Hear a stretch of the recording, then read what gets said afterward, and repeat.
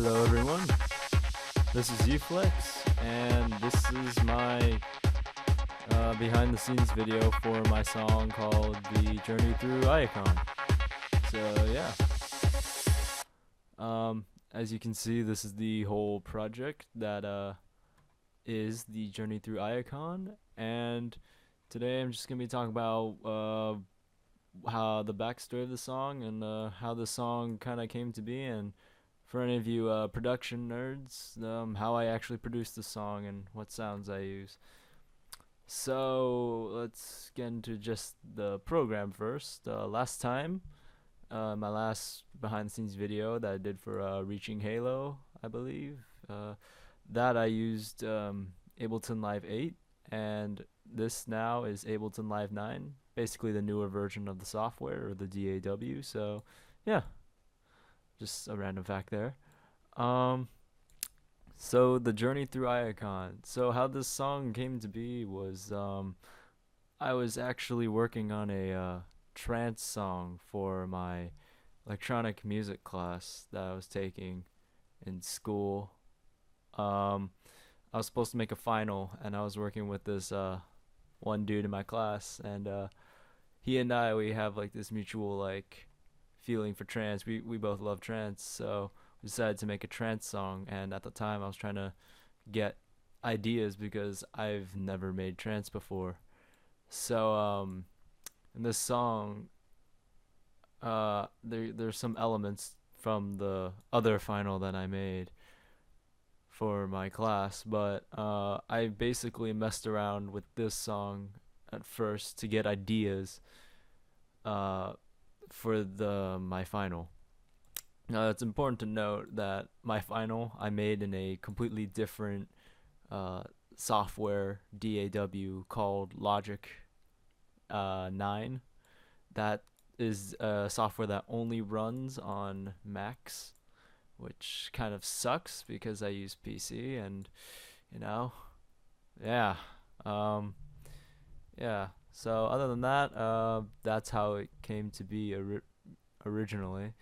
But after that, I wanted to finish the song because I got a lot more into trance, so I wanted to actually create a trance song. And basically, the song to me is split up into like 4 segments. The beginning is kind of like, the beginning, the intro. This part here is the really like how do you call it, orchestral chordal part, like really kind of big and open. And then this part is like the pre-build after, and then this part is kind of like the dancing, more house-ish type part. And this part around here is the ending part. So yeah, not much to the song. I've always wanted to make trance, so this was my first attempt at making trance. And ever since I made the song, I've been so in love with trance that I've been starting to make a lot more. So if you hear more trance from me in the future, then you know why. But yeah, so is there anything else I could really talk about in this song? Not really. That's pretty much enough for the backstory. I might talk about more stuff as it comes along when I talk more about this song, but initially that's the basics of it. So I'm gonna start getting into the kind of production and stuff in that nature for this song. So if you're a viewer that has like no clue how production stuff works, you can stop watching here. But for anyone that actually wants to see how like the technical aspects of this song, then I'll start by going into it now. So this is the intro of the song.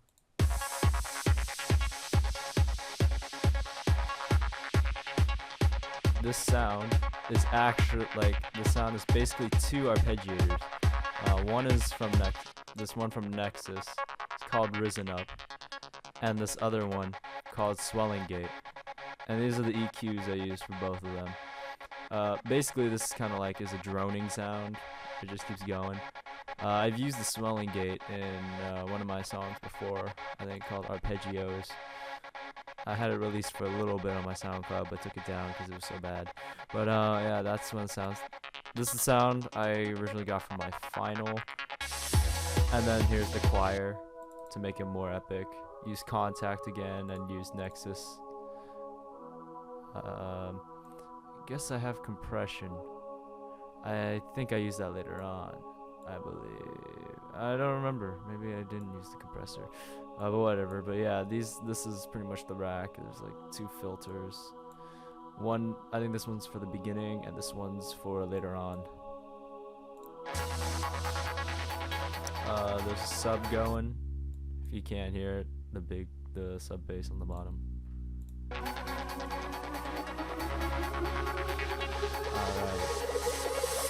So now we go into my favorite part. This is probably my most favorite part of the song.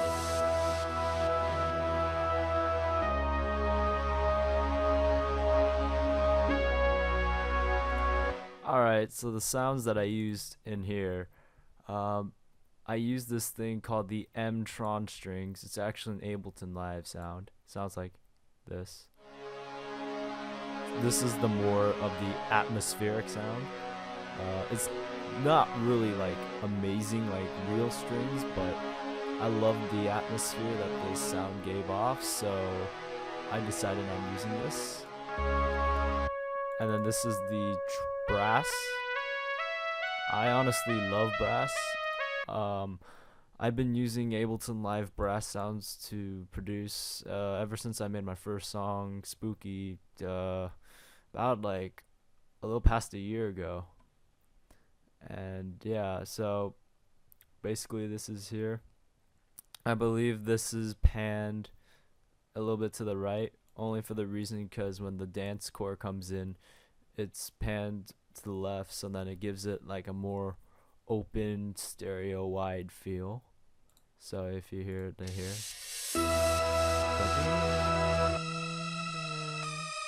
this part, yeah. There's also this goofy sound called the polybit cutch. And if you guys don't know, that's pretty much the exact same sound I used in my song Navishmir that I did with my buddy Kenyon Butler. Basically, I used this exact sound. I don't know if I EQ'd it the same, but basically I crushed it with a camel crusher, so it sounds a lot more distorted. And yeah, and I also used Contact for the choir in this part. I guess there isn't sidechain. Kind of thought there was. But basically this part, I was just messing around in Ableton, and all of a sudden this part came to my head. Like, I kid you not. This like came up in my head, and I had to play it out because I had to create it. If I didn't do that, it would have annoyed me the night I made it. Yeah, I made it on a school night. Probably wasn't the best decision, because I knew if I didn't get it out at that time, I probably wouldn't remember.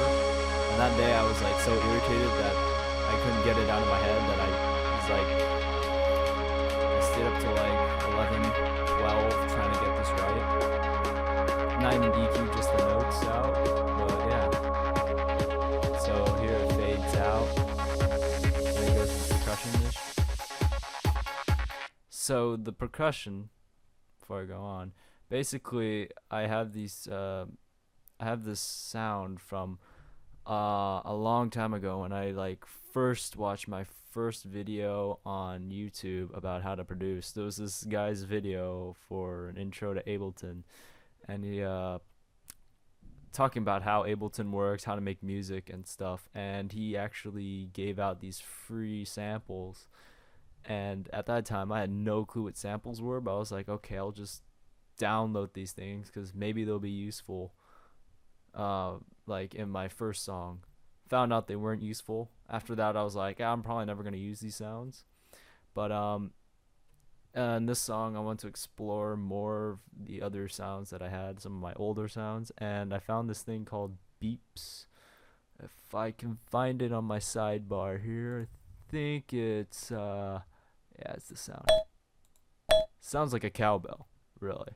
So in the song, sounds like a cowbell. Uh, Nothing to it. Took out most of the lows. Kept some of the mid, mostly in the high range. Cut it um around 16. Yeah, don't want anything getting around. And this is the hi-hats.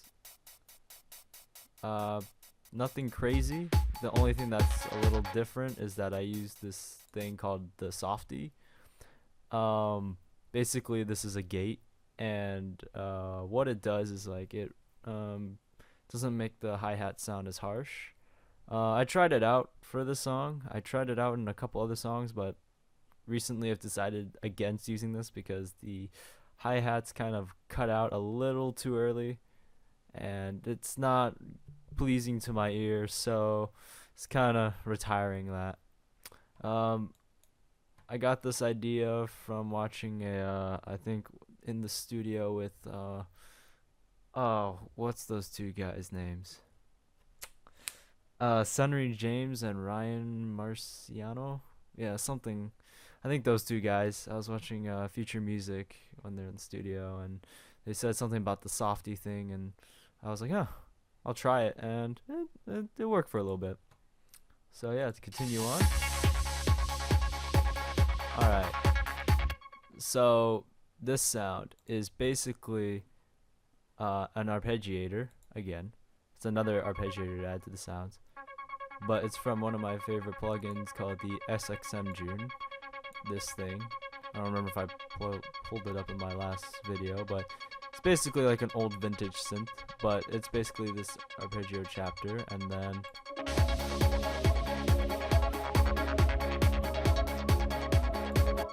so that kind of like reverb-ish sound, kind of like I don't even know how to describe it. Kind of like sounds like water tapping, like wug wug wug wug wug. Is basically another arpeggiator. Is it arpeggiator? I don't remember if this was the arpeggiator, but it's basically SXM June again with a different sound that's called, as you can read here, Arp Underwater, which sounds kind of like water plucks, and this Nexus sound called Fairy Tale. So I'll play Arp Underwater by itself.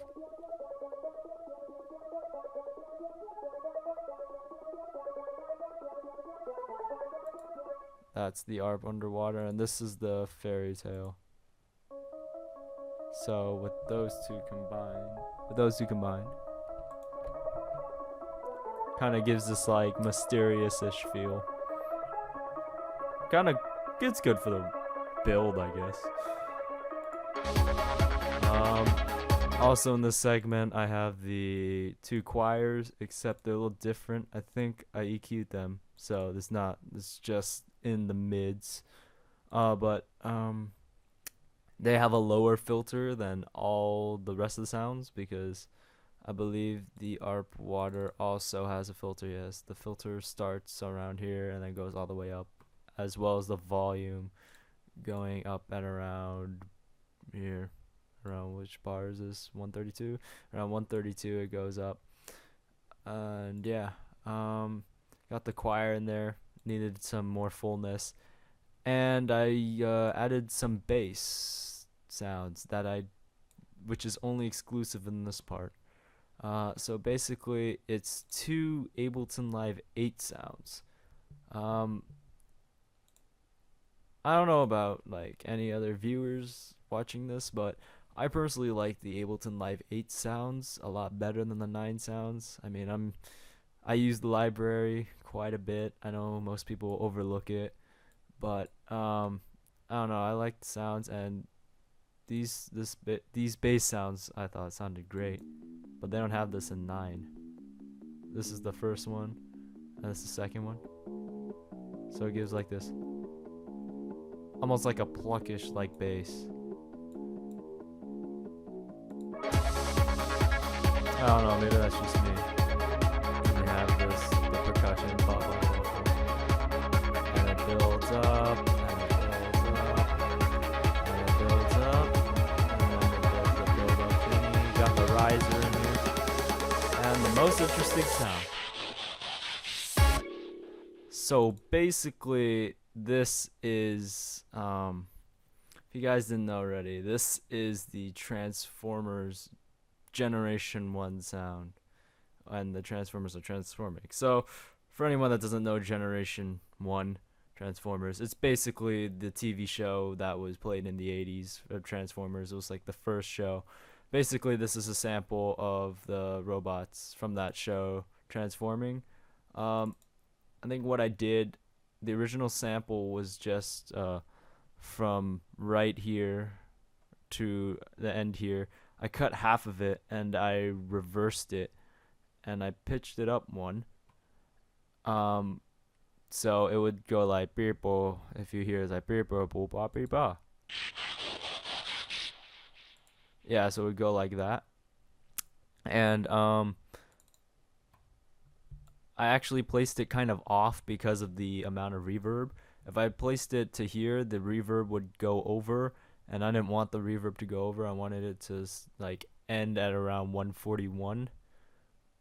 So yeah, added some more reverb. I think the sample already had some reverb, but I added some more to it. Added some delay, and I tried a grain delay for the first time, and that was pretty cool with the pitching. And so it's like, so it like pitches up a little bit, gives it a more grainier feel. I guess kind of like a vinylish sound. Yeah. This riser, before I get into anything else, this riser is sound I made in massive but bounced it out. Gonna be starting to use this riser a lot more now in my songs, because feel kind of happy I finally made something in massive. If you guys don't know what that is, that's another software plugin that is mainly used to make EDM nowadays. Really nice for bass lines and some synthetic sounds, mainly used for the genres of dubstep and glitch hop. But electro house uses a lot of it as well. Most EDM songs use massive. So yeah, that's this break, and that's the riser. Riser's nothing special. If you want like a small tutorial, I'll give you the link, because I kind of copied some other dudes, except added a different effect and made it sound a little different. But yeah, it goes like this, and then goes into. So this part, oh man, there's a lot going on in this part. There was a lot more in the past when I first made this, but there's a lot going on in this part. So to first elaborate, the percussion part is, hold on, let me get this going. The percussion part, basically I tried to copy the percussion from the song Empire of Hearts by Gaia. If you don't know who Gaia is, that is the alias of Armin van Buuren. Basically this part here I tried to copy, like,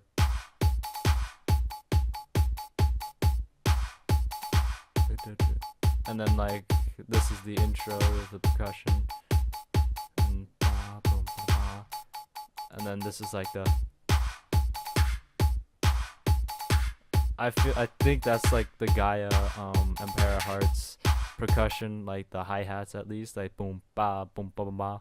I mean, that's what I can hear from listening from that song, but I don't know if that's the exact thing, but that's my interpretation. So I tried to copy that throughout the whole song. I mean, sorry, not the whole song. Throughout the chorus, when it really gets into it, when it switches to the higher part. So yeah, I use some different plugin, different sounds. Oh, this mainly is the dance leads. So basically, I used Nexus, Nexus for everything. But I use this sound called the Magnalead, which by itself sounds like this. I EQ'd a lot out of it. I cut a lot of things in this.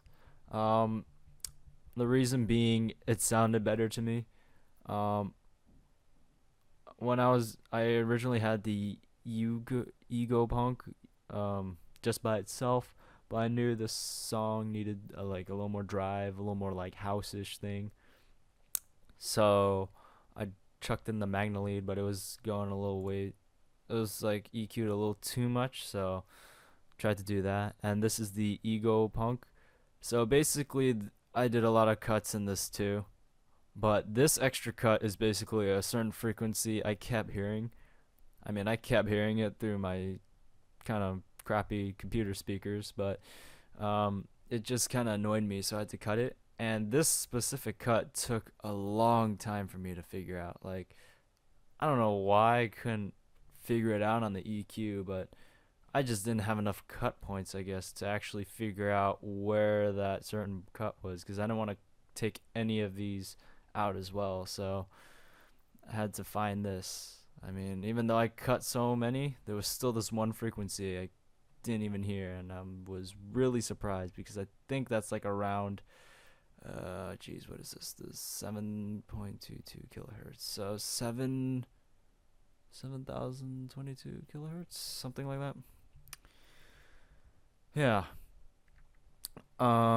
But these two together sound like this. Dump. So this starts out lower, and then originally gets higher.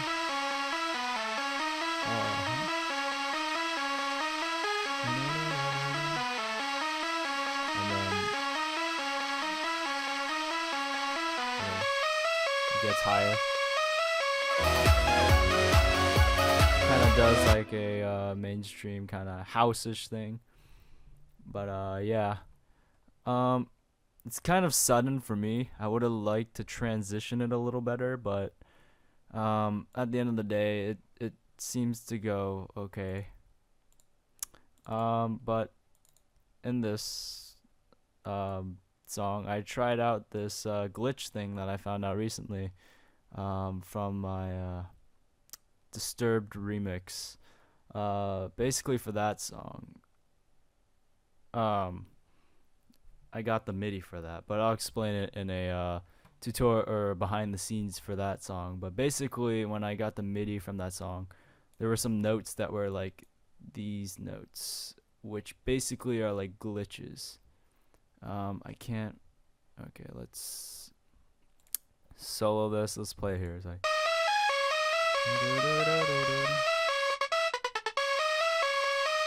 And I honestly love that glitch sound. Like it's so cool.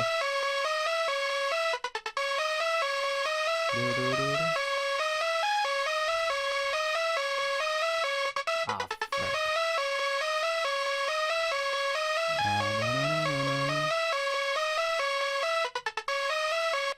All right, yeah, and those are the notes. I'm gonna be honest with you.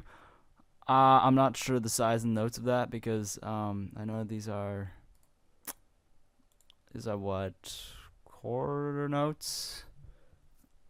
These are quarter notes. Maybe these are like 16th or 32nd notes. Not entirely sure about that, but yeah, I glitched that. I like using the glitches in the MIDI like that. I'm gonna be doing that a lot more in my songs. But this was like the first time I actually did an original production, which I kind of felt happy about. And yeah, I think that's basically the majority of the lead section. Have some other stuff going as well. Add this part going, this odd say thing. This is kind of a cool little plugin I found. It's kind of this goofy sound, kind of like a spacey sound. This is what it looks like. It's a free plugin, so if you want to go find it, I think you can on the internet somewhere. Maybe at a VST plugin cafe or something for free. Yeah, I use this sound. You can't totally hear it, and kind of wish I EQ'd it better in the version I actually released the song. But oh well. But yeah, this is the sound. It kind of like progresses. And the interesting about this like MIDI is that like where's the MIDI? Hold on. Yeah, it kind of doesn't go like a consistent pattern like chords. It actually goes note after note. It's like quarter note, quarter note. So it kind of like what I say, it oscillates kind of like, so give it that bouncy like.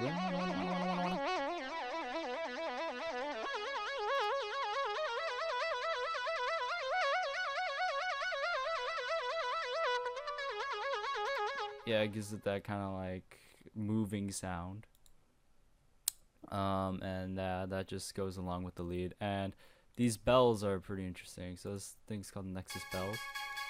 Basically, what I did is I panned these sounds right and left throughout the whole song. So if you can see here, it goes panning left, and then it should go back to the right.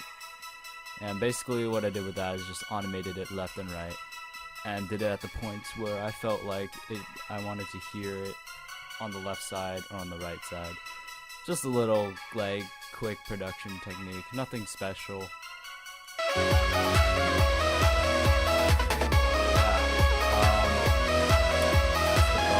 So basically this part is the screamer.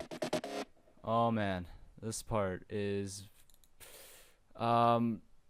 yeah, this part's interesting. So basically what I did is use 2 electric screamers, which is the same plugin that I used for the bassish part in Reaching Halo and the lead part in the break and outro for that song.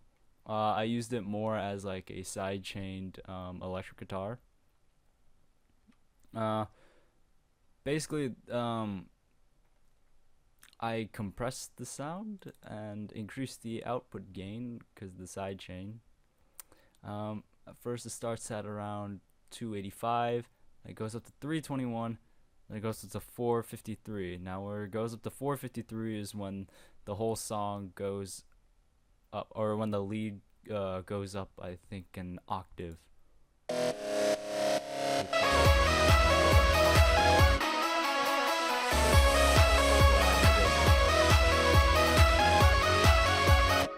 Yeah, the reason why I put the electric screamer in the song is because I like to make music with the drive, and I feel electric guitar sounds always have a drive, like electric guitars always have a drive, and this sound is the closest sound I have to a legit electric guitar without actually owning one.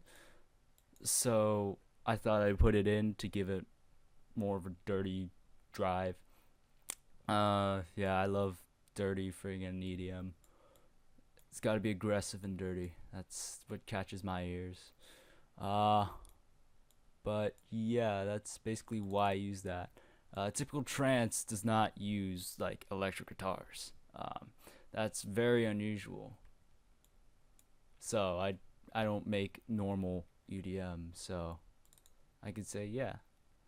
But the production technique I did for this is, for the electric screamer, I kind of cut everything from the 400 to 200-ish range. I left a little bit, but what I mainly did was to recoup that up was I got this random sound in Ableton. Like I was literally looking for a sound to like cover this range, and I found this sound.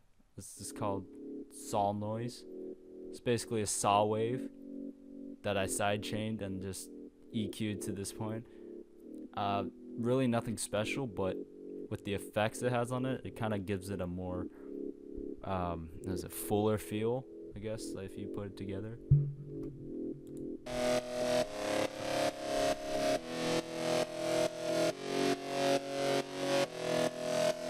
And the reason why I have this saw noise going with the electric screamer is because I want to capture this certain range of frequency, because I thought that the electric screamer didn't have that range, because when I was making the song, the electric screamer to me never could really capture the low end unless I put too much low end, but or unless I put it like past 200, and past 200 is really where the sub bass is.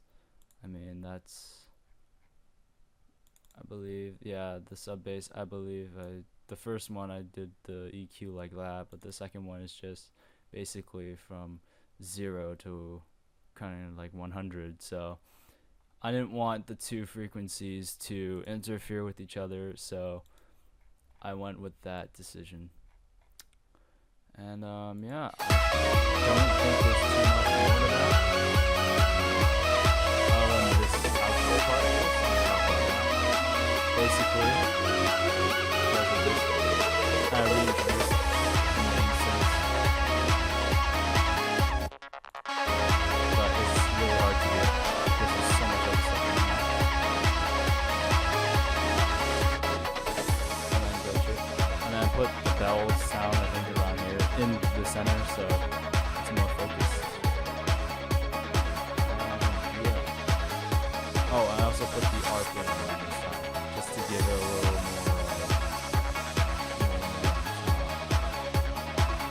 more, yeah, but I don't know if you guys notice, but the white noise sounds a little different than normal. Um, Basically, what I did was put a flanger on it. And I'm gonna be honest with you, I had like no clue about putting a flanger on white noise because I would have initially thought that's kind of stupid. But my buddy Kenyon Butler was telling me that you could put a flange on white noise and it makes it more interesting because most of the other mainstream artists kind of do that as well, and I had no clue. So I tried it out and I liked it, so I decided to go with it. And yeah, I'm gonna be, oh, okay. So let me say that again. I'll be honest with you guys. Flanging white noise is pretty nice. It gives it a little bit more variety. It doesn't. It's not the same sound over and over again. So it's something to consider if you want to use that in your productions. But yeah, that's. I think that's the majority of the song. Nothing really too special. If you want to know the key of the song, the key is in C sharp. And yeah, this is the outro. And this is the ding sound. You can't end, I can't end without a ding. Like, I love this ding sound.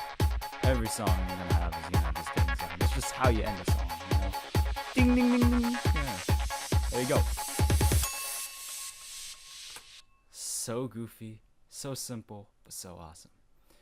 But yeah, that's pretty much this song, The Journey Through Iacon.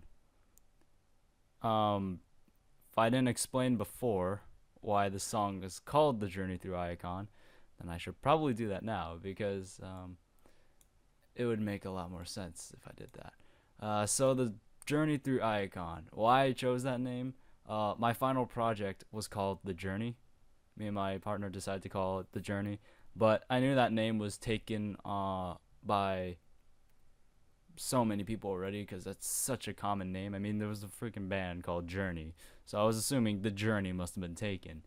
And I actually found Transformer samples that I was originally going to use in the song to release, but decided against it. But I decided to call it The Journey Through Iacon because I used the original Transformers samples, and I'm kind of a Transformers geek, so I know all the stuff about Transformers. And basically, Iacon is a city in on the planet Cybertron where the Transformers are from. Me being a nerd here, and I thought this song was basically like a journey because it starts out calm. It goes into this quarter orchestral part, which I love. Then it goes into this pre-build. Then it goes into more this house dances thing. And I thought that was like a journey in itself. Like, it starts calm and then something happens. Like with the city icon itself, it's like, I guess the city itself started with the golden age. Then the Decepticons came. And then all havoc broke loose, and then it wasn't settled from there. So what I was thinking personally is like this whole beginning part is like the golden days of the city Iacon, and then after that, this part builds up to like when the Decepticons are like planning to attack, and then this part when it like the dance part is like when everything happens or crap goes down, shit goes down, uh, and the outro is just like the everlasting effect of whatever happened from that. But yeah, that's basically why I chose the name "The Journey Through Iacon." It's probably the most random name I've ever made for a song, besides "Reaching Halo." It's pretty much a joke, but yeah. So that's pretty much it for this song. And if you stuck with me for this whole video, thank you. If you didn't, well, you probably wouldn't be hearing me now. But as a little bonus, you actually get to hear uh, the little bits from the original Transformers series that I added into the song originally. So yeah, a little bonus there. So yeah, enjoy, and I'm gonna put my mic down because my hand's hurting.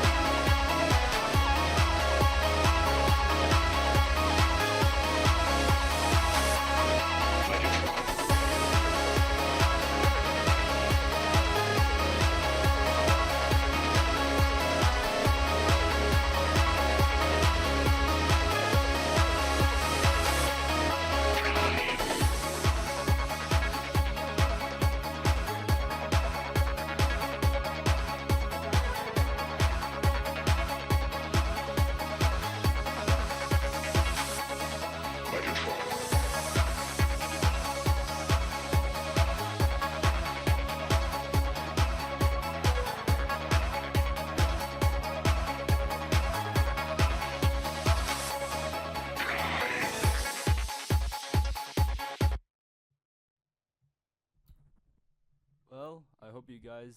No. Well, I hope you guys enjoyed this behind the scenes video. I plan to be doing a couple more. I plan to be doing the behind the scenes video of the remix of my Disturbed remix. I said that completely wrong. And I plan to do a behind the scenes video for Navishmir. And maybe get a Skype call with Kenyon Butler if he has a microphone or whatever, webcam. See if he can join me in the whole behind the scenes video for this. So yeah, guys, this is the behind the scenes video for the Journey Through Iacon, and I hope you liked it. More to come from me, and yeah, enjoy the randomness.